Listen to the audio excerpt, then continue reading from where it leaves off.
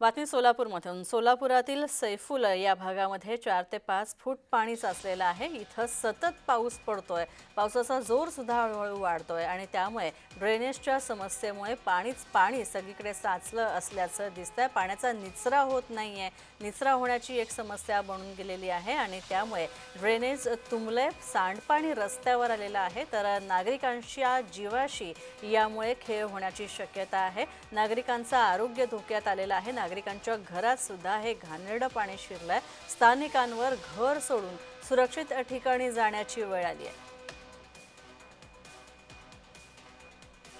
पुण्याजवळ त्याने बांध गाठल्यामुळे आता महिन्याच्या खाली बांध गाठल्यामुळे ते पाणी इथं साचलंय। पूर्ण रोड केलाय त्याने, ते करायचा संबंधच नव्हता महापालिकेचा, केलं त्याने ते बुच मारून त्याने हे पाणी सगळं हे 4-5 फूट हे दोन स्वामी विवेकानंद नगर भाग 2 मध्ये हे सगळं पाणी 7-8 फूट खाली बी थांबलंय, वर डांबरीवर बी थांबलंय।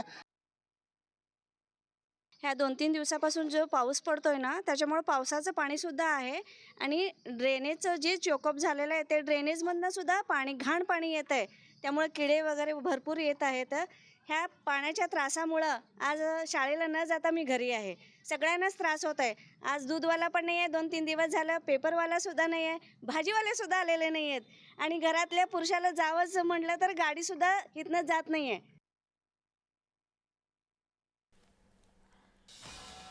तर आपण पाहतोय सोलापूरची ही बातमी। मुसळधार पाऊस पडतोय आणि त्याच्यामुळे ड्रेनेजची कामं पूर्ण झाली नसल्यानं ड्रेनेज तुंबलंय आणि सांडपाणी अक्षरशः हे सगळं घाणेरडं पाणी रस्त्यांवर साचलेलं आहे, लोकांच्या घरांमध्ये केलेलं आहे। लोकांचं मोठं नुकसान झालंय आणि आरोग्याची समस्या सुद्धा यामुळे गंभीर होऊ शकते।